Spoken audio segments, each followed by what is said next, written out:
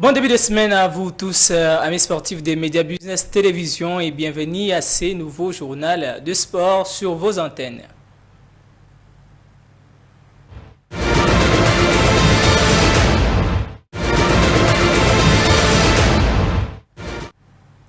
On va commencer ce journal par les tournois qualificatifs de l'INIFA où les léopards de la République démocratique du Congo ont validé leur ticket en demi-finale pour la zone UNIFAC, ce tournoi qui est qualificatif à la prochaine CAN Event et c'était en battant le jeune Zalang de la Guinée équatoriale sur la note de 3 buts à 1 lors de la deuxième et dernière journée du groupe A. Match joué le samedi 29 septembre 2024 au stade Alfonso Massamba Deba de Brazzaville.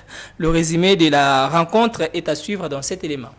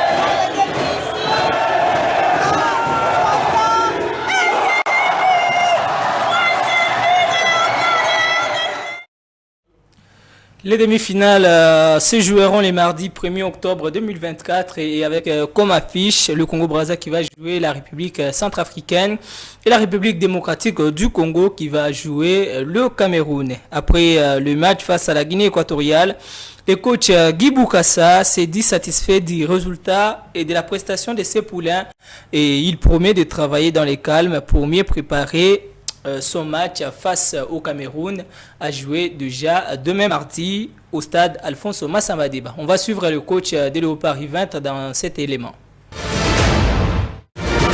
Aux garçons et nous rendons toute la gloire à Dieu parce qu'on sort quand même de loin.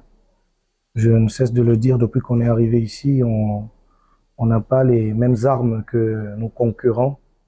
Et ça peut se remarquer rien que quand les équipes sortent. Vous voyez qu'en termes numéraires, on est bien en infériorité.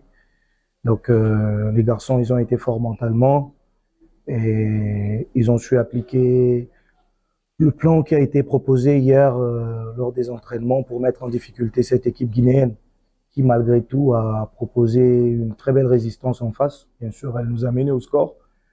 On est resté sérieux sans s'écarter de notre objectif qui était d'arracher les 3 points. Donc je pense que en résumé, les garçons ont été très sérieux et ils ont pris en compte les attentes de la République parce qu'ils sont ici au service de la République et voilà, ils se sont battus jusqu'au bout. C'est déjà, vous avez observé qu'il n'y a pas eu de changement après la mi-temps, c'était les mêmes hommes qui étaient revenus.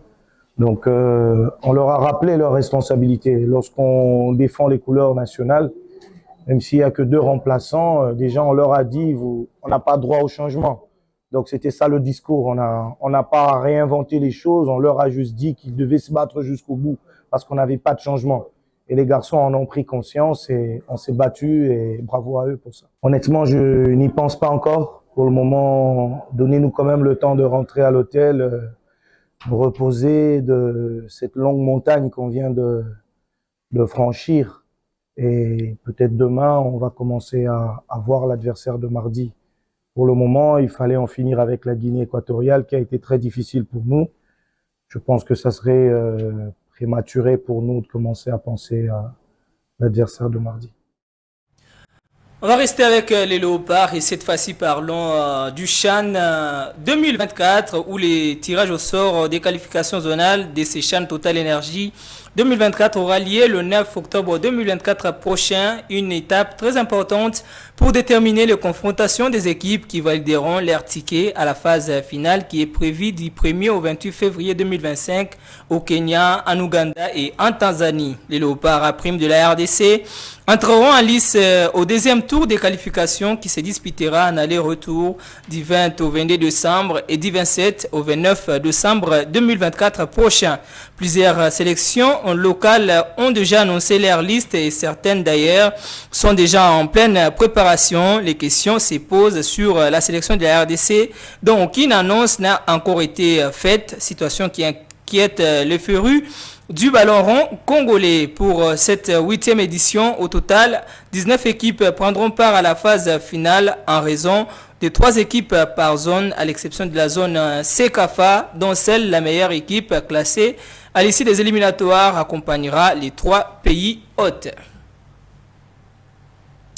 On va quitter les sélections nationales pour parler maintenant de la vie dans nos clubs. La préparation de la saison sportive 2024-2025 fait son bon chemin dans nos clubs. L'AS Maniema Union pour son compte s'est imposé sur un score étriqué au centre Courant en Pouvoir face à la formation de FC Renaissance du Congo. C'était le samedi 29 septembre 2024. Le staff technique dirigé par le coach Dora Capitaine sous les consignes de l'entraîneur principal Papi Kimoto empêché à tourner l'effectif en utilisant les athlètes qui ont moins de compétition dans les jambes afin de leur préparer à débuter le championnat sur un même rythme.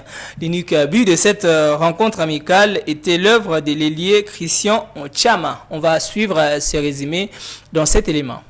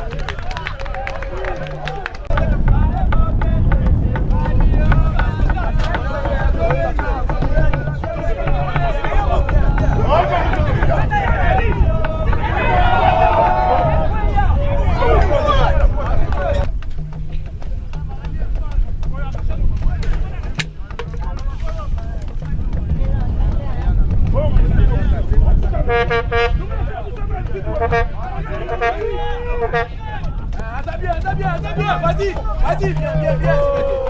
Avance.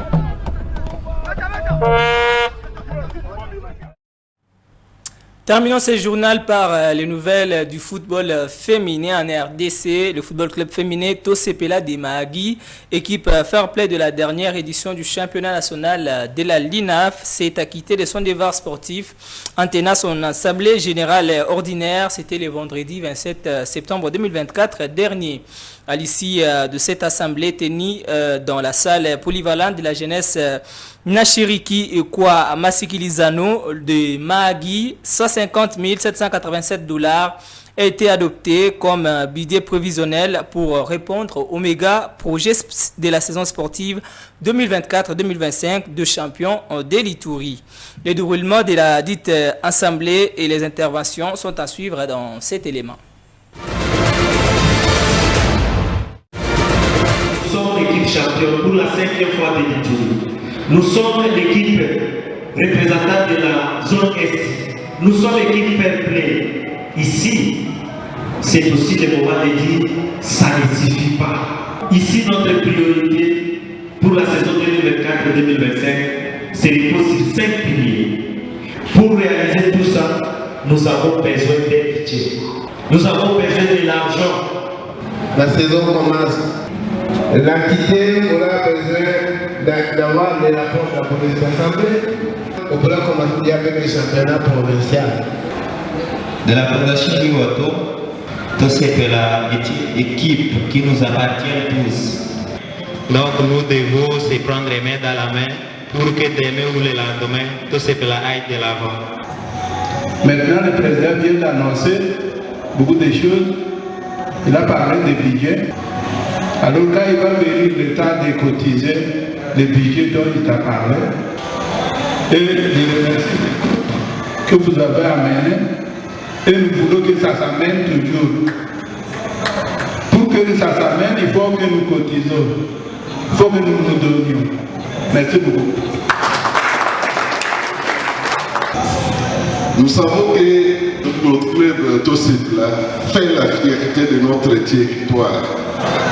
Non seulement de notre territoire, mais de la province aussi. Alors, la Caritas est attentive à toutes les activités de Tosepela. N'hésitez pas à la contacter quand c'est nécessaire. Merci. Je suis animé d'un sentiment de joie et de satisfaction, le fait qu'on nous a associés dans l'Assemblée générale de l'équipe Tosepela. Et cette équipe de Tosepela, nous voulons que ça devienne un club omnisport. Ce que je demande aux gens de bonne volonté, de soutenir ce club qui fait la fierté de notre territoire en particulier, mais en général, ça fait la fierté de toute la province de l'Ituri. Au nom de l'AT, je vous transmets ces salutations et nous déclarons la fin de cette assemblée, je dis et je vous remercie. Ce journal de sport est terminé, amis sportifs. Merci de l'avoir suivi. Merci également à l'équipe technique et l'équipe rédactionnelle de sport de Média Business Télévision qui nous a permis d'arriver chez vous. Vous et moi, on se retrouve déjà mercredi pour le prochain journal. D'ici là, portez-vous bien et au revoir.